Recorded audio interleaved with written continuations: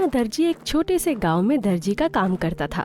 वैसे तो मुनिया का गांव छोटा था, लेकिन उसके कपड़े इतने अच्छे सिले होते थे कि लोग दूर दूर तक उससे कपड़े सिलवाने का ऑर्डर दिया करते थे।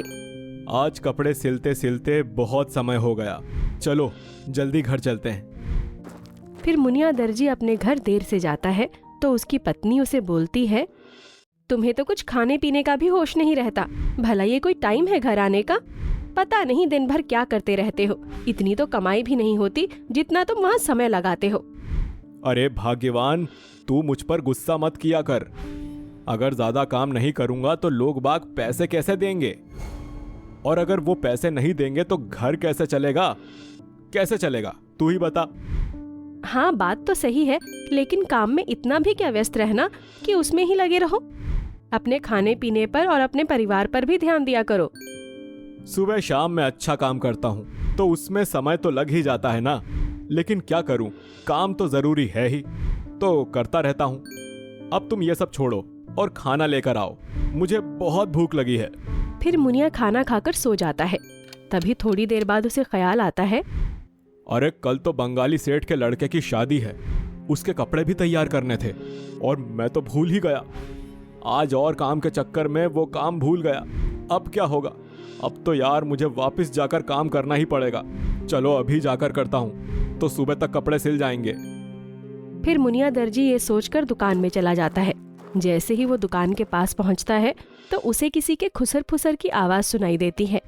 तो वो सुनता है कि कुछ लोग आपस में बातें कर रहे थे। अरे उधर मत जाओ, आओ इधर आओ, वरना ये कपड़े गिर जाएंगे। अरे तू उस पर मत लटक, तू भी उसके नीचे दब जाएगा। फिर मुनिया दर्जी अपने मन में बोलता है, अरे ये अंदर से कैसी आवाज आ रही है? मुझे गेट खोलकर देखना होगा कि अंदर कौन है। फिर मुनिया दर्जी गेट खोलता है तो देखता है कि अलमारी में से आवाज आ रही थी। मुनिया अलमारी खोलकर देखता है तो वो देखकर आश्चर्यचकित रह जाता है, क्योंकि वहाँ पर छोटे छोटे आदमी थे जो मुनिया की साइज से काफी छोटे थे, बिल्कुल छोटे गुड्डे गुड़िया जैसे। अरे ये कौन लोग आ गए मेरी दुकान में? वो छोटे छोटे लोग मुनिया को देखकर डर जाते हैं और बोलते हैं, भागो यहाँ से, चलो भागो यहाँ से, चलो सब जल्दी भागो। तुम लोगों को मैं अभी बताता हूँ। फिर मुनिया उन्हें मारने के लिए झाड़ू उठाता है। तभी वो छोटे लोग चिल्लाते हैं, मुनिया हमें मार मत, हम तेरी दुनिया को बचाने के लिए आए हैं, हमारा विश्वास कर मुनिया। ये तुम क्या बोल रहे हो? मुझे कुछ समझ नहीं आ रहा। अरे हम तुम्हारी दुनिया को बचाने आए हैं, बहरे हो गए हो क्या? हम इतनी तेज चिल्ला चिल्ला कर तुम्हें बोल रहे हैं, तुम्हें सुनाई नहीं देता क्या? तुम सारे एक साथ बोलोगे तो मुझे सुनाई कैसे देगा? फिर मुनिया कुछ लोगों को उठा लेता है और अपनी हथेली पर रखता है और फिर उन्हें अपने कान के पास ले आता है। हाँ भाई, अब बताओ क्या कह रहे हो तुम, और यहाँ क्या कर रहे हो? मुनिया हम तुम्हारी दुनिया को बचाने के लिए आए हैं और तू हमें ही मार रहा है। अच्छा, तुम नन्ही सी जान क्या क्या बचाओगे? तुम मेरी दुनिया को बचाओगे या अपनी जान बचाओगे? आए बड़े मेरी दुनिया को बचाने वाले बौने कहीं के। वैसे मेरी दुनिया को हुआ क्या है?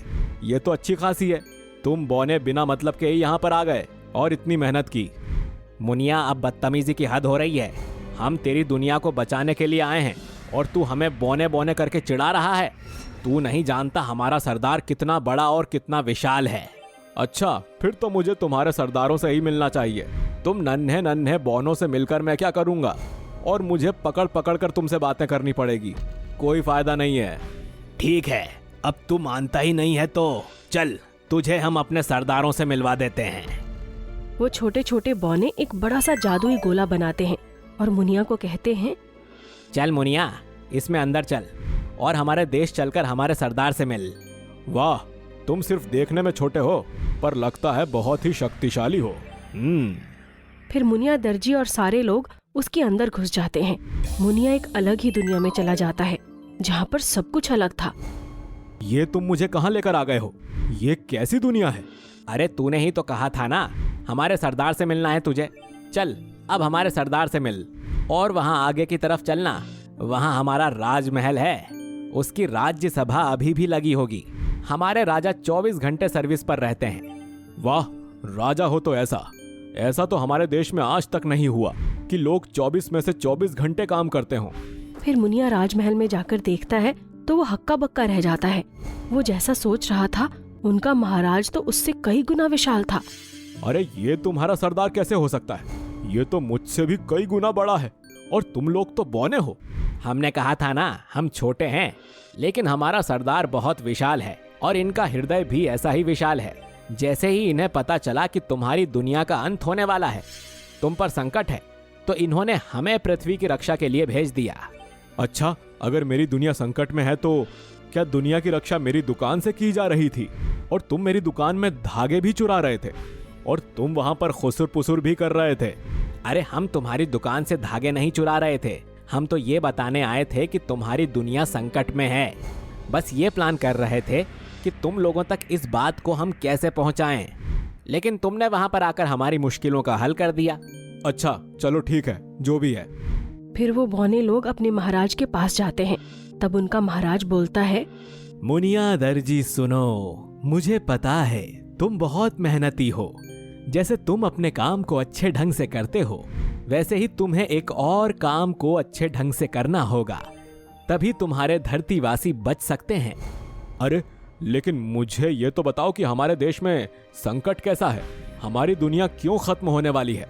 तुम बार बार कह रहे हो दुनिया खत्म होने वाली है, दुनिया खत्म होने वाली है, उसका अंत होने वाला है, पर क्यों और कैसे?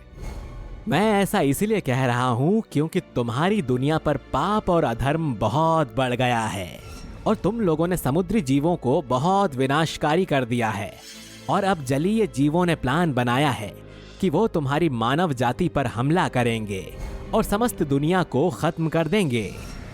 उससे बचने के लिए बस एक ही तरकीब है। तरकीब? कैसी तरकीब? बताओ मुझे कि मैं मेरी दुनिया को कैसे बचा सकता हूँ। तुम लोग जो भी कचरा इधर उधर फेंकते हो, उसे एक जगह इकट्ठा करो और उसका खाद बनाओ या उसे जला दो। उससे जलीय जीवों को परेशानी भी नहीं होगी। और तुम लोग जो अपने फायदे के लिए अनेक प्रकार की मछलियों को मारते हो, अनेक प्रकार के जीवों को मारते हो, ये सब ना करो। तुम ऐसा संदेश जाकर लोगों को दो, तभी दुनिया को अंत होने से बचाया जा सकता है। लेकिन मेरी बात सुनेगा कौन? भला मैं तो उस दुनिया का एक छोटा सा प्राणी हूँ, तो कोई मेरी क्यों सुनेगा? हाँ, मुझे पता है तुम्हारी दुनिया में लोग ऐसे किसी की बातें नहीं मानते। मैं तुम्हें एक शक्ति देता हूँ जिससे तुम अपने शरीर को विशाल और छोटा कर सकते हो। जब तुम अपने शरीर को विशाल करोगे तो लोग बाग तुम्हारी तरफ आकर्षित होंगे। तब तुम उन्हें अपने विचार बता देना, वो तुम्हारे जादू को देखकर सब समझ जाएंगे। ठीक है, जैसा तुम कहो, मैं कोशिश करता हूँ। फिर विशाल सरदार अपने बौने सिपाहियों को आदेश देता है, जाओ मुनिया को इसकी दुकान पर वापस छोड़ कर आओ। अरे मुझे दुकान पर वापस छोड़कर आओगे तो बंगाली सेठ गुस्सा होगा। उसकी लड़की की शादी है और मैंने उसके कपड़े नहीं सिले। मुनिया दर्जी, जो तुम सोचोगे वो खुद ही हो जाएगा और मैं तुम्हें शक्ति भी देता हूँ। मुनिया खुश होकर वापस आ जाता है। अपनी दुकान में जाकर सोचता है, बंगाली सेठ के सारे कपड़े जल्दी से सिल जाएं। फिर वो देखता है कि सारे कपड़े खुद ही सिल जाते हैं। अगले दिन मुनिया फिर शहर के बीच में जाता है और अपने रूप को बढ़ाने लगता है। उसके शरीर को विशाल होता देख लोग उसे देखने लगते हैं। तब मुनिया दर्जी सबको कहता है, मैं तुम लोगों को एक बात बताना चाहता हूँ कि हमने जलीय जीवों का रहना बहुत दुर्लभ कर रखा है, जिससे वो सब बहुत क्रोधित हैं और वो हमारी दुनिया को खत्म करने का प्लान बना रहे हैं। तो इससे पहले कि वो दुनिया का अंत करें, हमें संभल जाना चाहिए। कुछ लोग उसकी बातों को नहीं मानते और कहते हैं, मुनिया, ये तो तुम जादू दिखा रहे हो, दूसरा हमें पागल बना रहे हो। पता नहीं किस जादूगर से जादू सीख लिया है तुमने, और अब तू अपने आप को क्या समझ रहा है? फिर कुछ दिनों बाद समुद्री जीव उनके इलाके पर हमला कर देते हैं और वहाँ के सारे लोगों को मार देते हैं।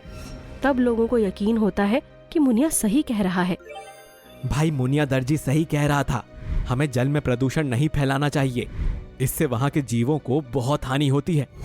फिर लोग कूड़ा कचरा फेंकना बंद कर देते हैं और समुद्री जीवों को हानि पहुंचाना भी बंद कर देते हैं। और इस तरह मुनिया दर्जी दुनिया का अंत होने से बचा लेता है और सब खुशी खुशी रहने लगते हैं।